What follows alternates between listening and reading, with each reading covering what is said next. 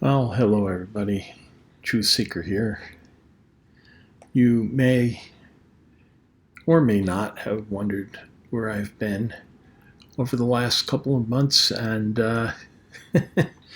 I've been preoccupied with matters as everybody has been in this period with the COVID. But I've also, unfortunately, have had some, I guess you would call them, serious heart troubles, and I have undergone some procedures, and apparently not everything is resolved yet, and so unfortunately I'm wearing a monitor and I'm being monitored 24/7. Every so often I get a phone call um, from the monitoring service saying, have you noticed something? Usually I haven't.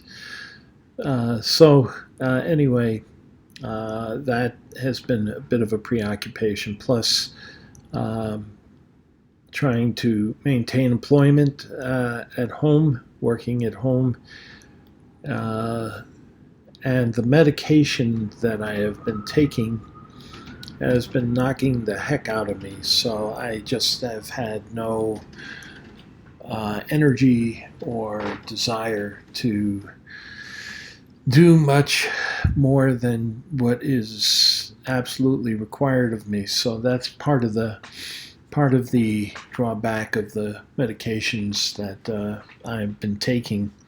And unfortunately, if the medication was the only way we could control it, I'd be very happy. But right now, the doc said that he would do another procedure if it wasn't for the COVID. Apparently, the risk of me going into a hospital with my underlying condition is a greater risk than me living with the condition and being monitored.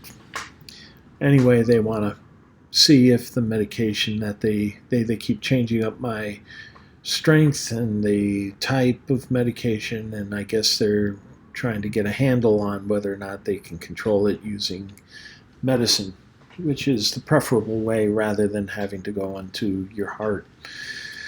Otherwise, they have to go in and do something what they call an electrophysiological study, in which they go in with a catheter and they hook up electrodes inside your heart to see the electrical activity, and where the electrical activity is failing.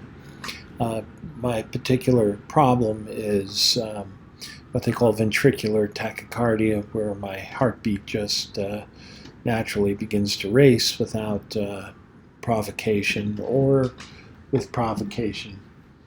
Um, what I was going to talk about today is actually the weather outside is not necessarily cooperating, because what I was going to talk about was global warming. And right now, if you can see, it's well, maybe you could get a better angle out this window. That whoops, sorry about that tilt. If you can see back there, that's snow. And here it is, April, heading into mid-April, and we're getting snow showers every so often, which is strange because I was going to be talking about global warming. Everybody is so wrapped up in COVID-19. That's about all that is being discussed today. It's not as if it is, in fact, life has stopped. And life, as we've known it, our priorities, how we go about our day-to-day activities, has literally stopped dead in its tracks, and even shopping is become an extraordinary challenge. And those of us who are lucky to be able to work from home are able to do so, but there are many millions that have lost their jobs as a result of this crisis. And our government is a little less than functional in being able to carry us through this crisis. Unfortunately, our leadership is not as competent at handling this particular crisis than other governments, and so we're paying the price for it here. While our percentage of mortality is lower than other countries, we're at about 500,000, or heading rapidly towards 500,000 cases in the United States, with many tens of thousands of deaths, and it's looking like it'll only get worse. And that's particularly scary for people like me who have underlying health conditions that put me at a higher risk, age and also other health conditions that make me more susceptible to this COVID. It seems to affect older people much more readily than younger people. So it's a strange day indeed. But what I wanted to talk about, and the weather today sort of belies my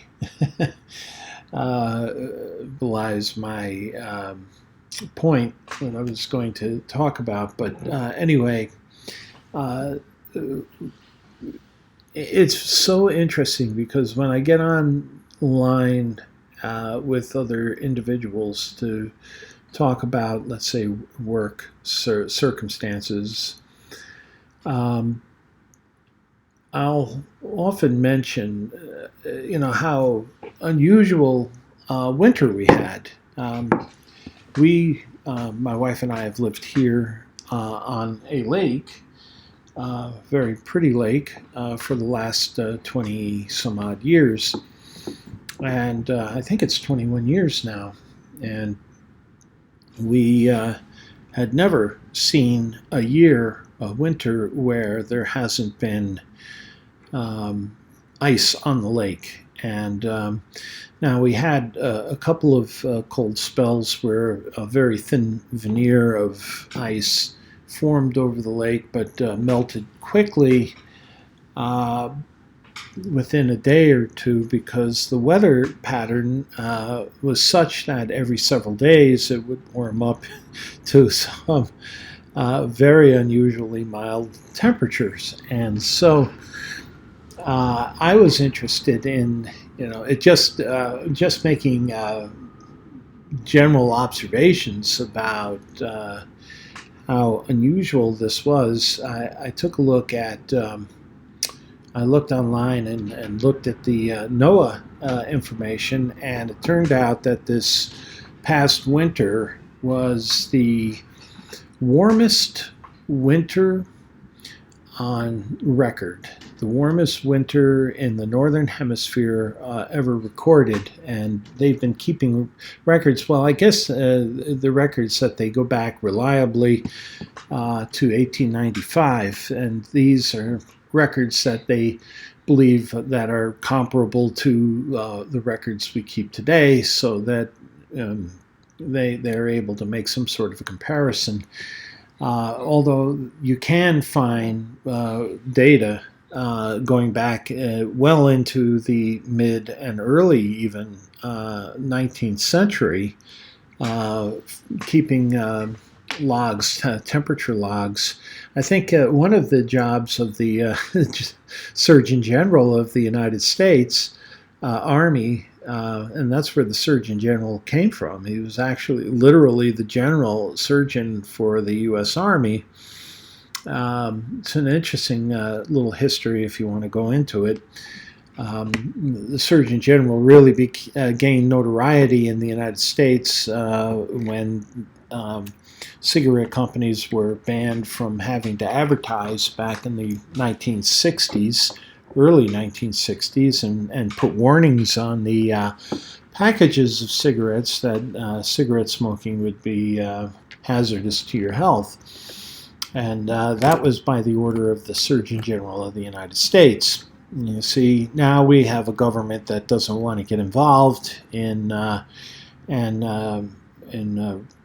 that's why we're in such a mess in dealing with the COVID. But back in the early 1960s, we had a competent government, and President Kennedy and we had President Johnson, who is only unfortunately remembered for the Vietnam War debacle, but was the single president that passed the greatest social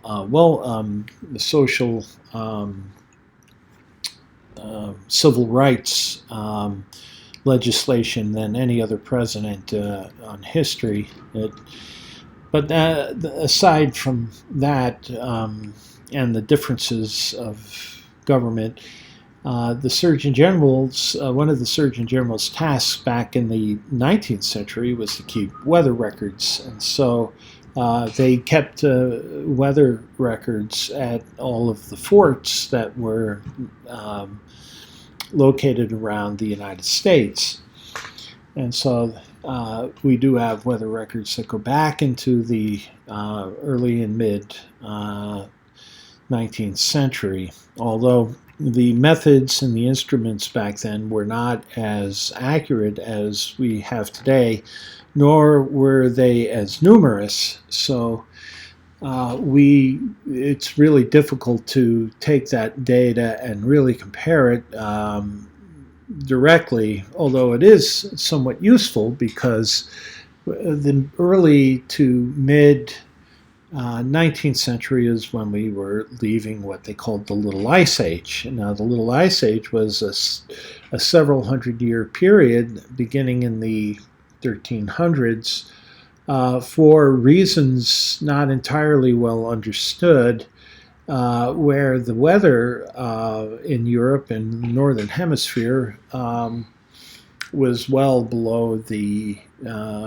norms. In fact, during the Roman occupation of Great Britain, they were known for growing vineyards in Great Britain. But during the years subsequent to the Romans' occupation of Britain, Great Britain was never really known for growing wine. Wine was really the predominant product for grapes, and the same with Northern Europe. And as a result, Northern Europe became known more for making beers and grains, growing grains, because grains were less susceptible to the colder weather that bore down on Northern Europe. And this period lasted several hundred years and ended in the mid-19th century. And since the late 19th century, the weather, the climate has been warming.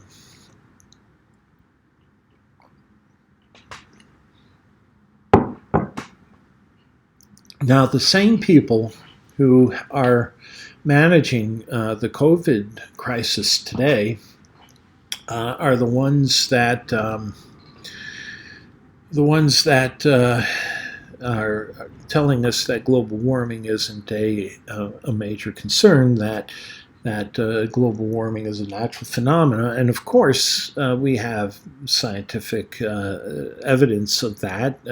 Ice cores drilled through Africa, or not Africa, through Greenland's ice cap. We have climate records by taking samples of the sediments of the Atlantic Ocean from the dust that settled from the Sahara Desert, blown off the desert and into the ocean.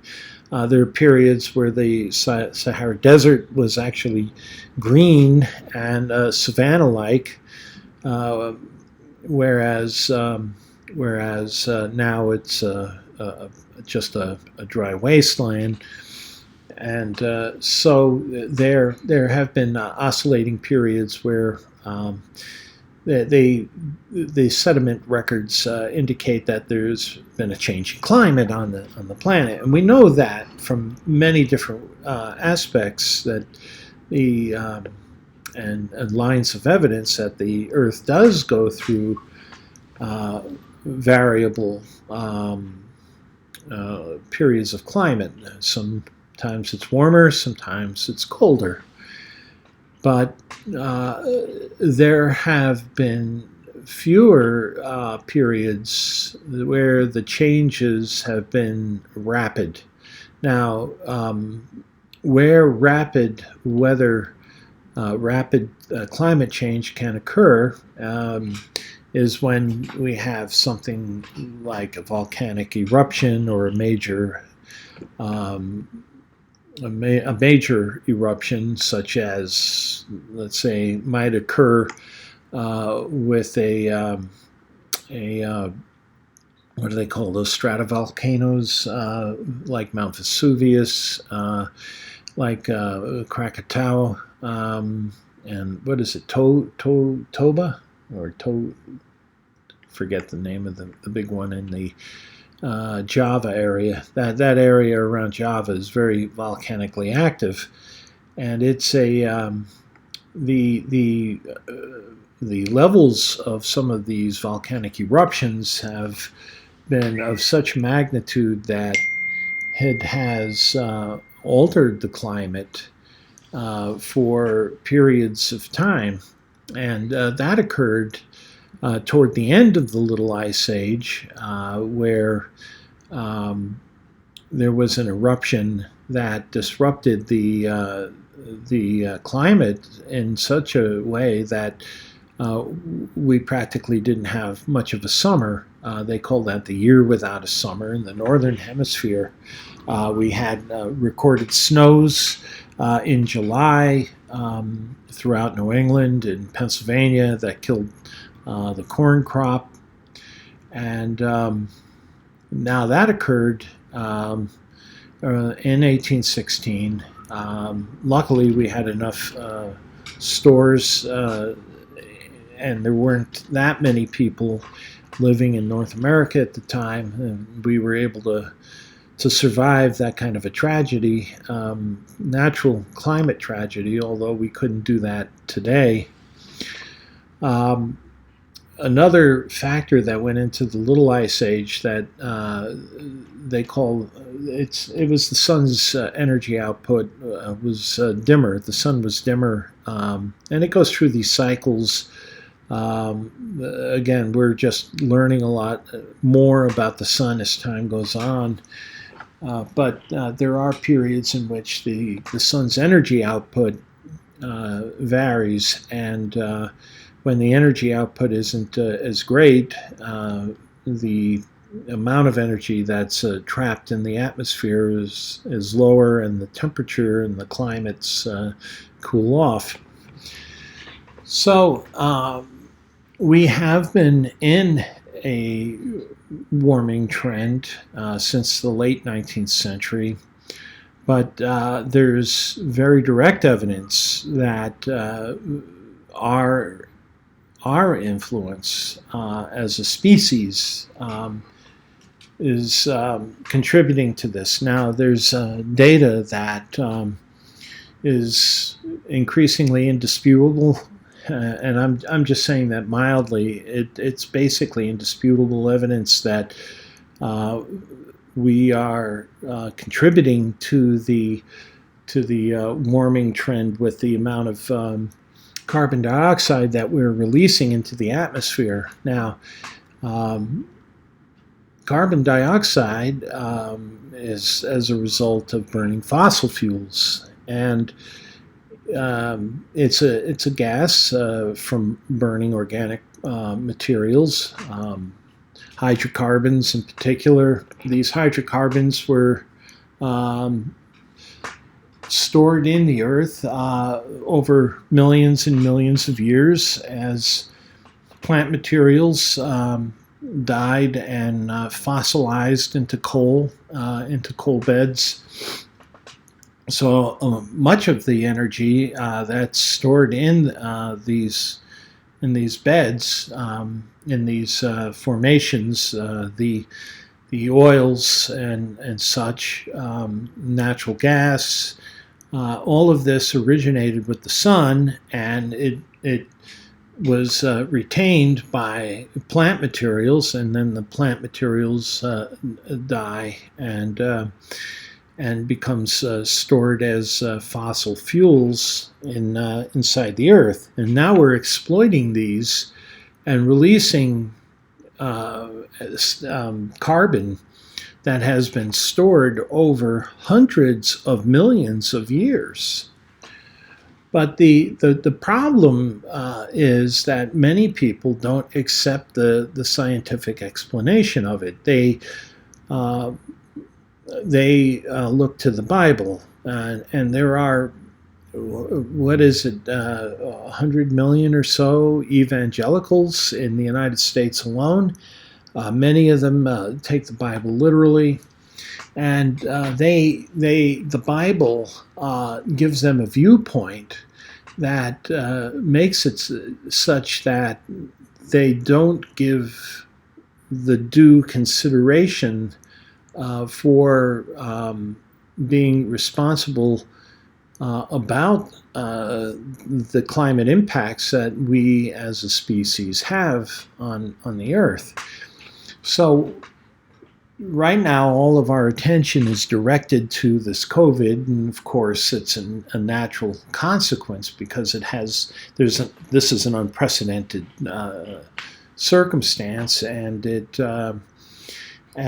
certainly dominates our lives. It's changed our lives. Probably will have lasting impact that will be felt for years, if not for as a permanent measure. But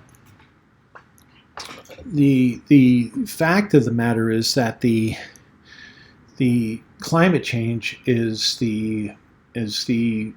one of the most important issues that we face today. And we've lost sight of this.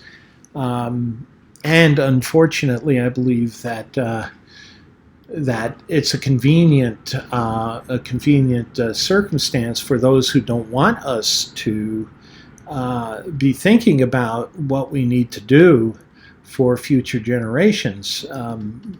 For me, it's it probably doesn't matter much. I'm not going to I don't have an expectation that I'll be around another 50 years or 60 years. But if we care about our families and the ones that we love, we should have some concern. We should be taking whatever action we can, because these are the larger concerns for our survival. And this is where Christopher Hitchens, in his book, I think he was trying to bring out these points, that how a religious perspective really holds the potential to do a great deal of harm to society, to us in general, because of the not only the naive, but the being naive about what's happening to us from many different angles due to our religious convictions. It's not just a matter of being misinformed. There are consequences, and there are very serious consequences that spin out of this naivety, this this this this delusional trust and belief that we hold, we, not me in particular, but many of us as a society hold to these ideas that God put us on the earth, that He made us to be rulers over the fish of the sea and the fowl of the air and over all living things, and that God is going to be the one that's going to put everything back into its proper place when His work is done, whatever that work may be. Now, many Christians can't agree upon what really God's intent or plan is. Some, like the Bible students and Jehovah's Witnesses, look to a world without end, that God's going to bring this evil system that we exist in to a violent end in Armageddon, and then those that are worthy are going to be able to live forever on a perfect earth, and that God is going to undo the damage. The desert will blossom as a rose, and the lamb will lay down with the lion, and so on. That all of the things that came about as a result of original sin are going to be rectified by the great power of an omnipotent God. Many other Christians, probably the majority of Christians, believes that God's going to bring an end to this evil world using violent means again, Armageddon, and that He will bring an end to this world, and that those that are worthy will go to heaven and live in a perfect heaven and a perfect situation, and those that don't will be suffering an eternity of suffering, whatever that may be, whether it's some believe in the literal hell of torture and eternal torture and suffering. Others believe in the alienation from God, and but nonetheless, there are those that will be punished, and there will be those that will be rewarded, and God takes care of everything. So these are the things that are actually dangerous, because they make the earth temporary. The earth is only a way station from this point of view, and that God has got matters in hand in some way or another.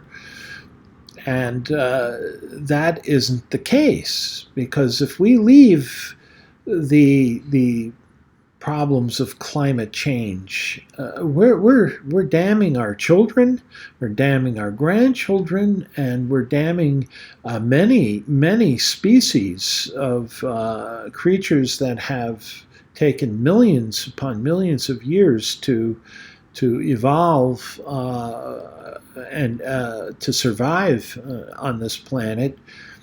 We're denying them their chance to live.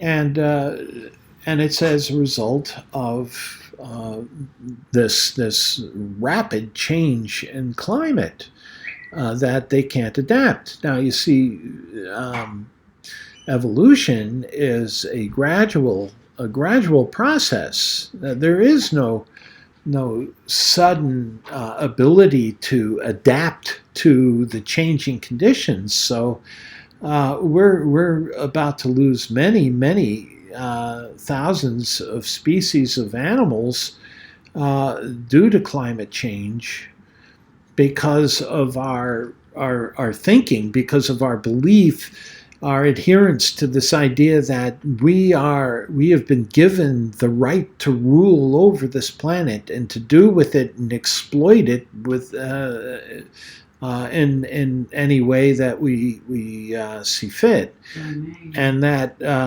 if God is the author of the Bible, and he is the creator of the planet, he can do whatever he wants to do with it, including disposing of it if he wants to, or fixing it if he wants to.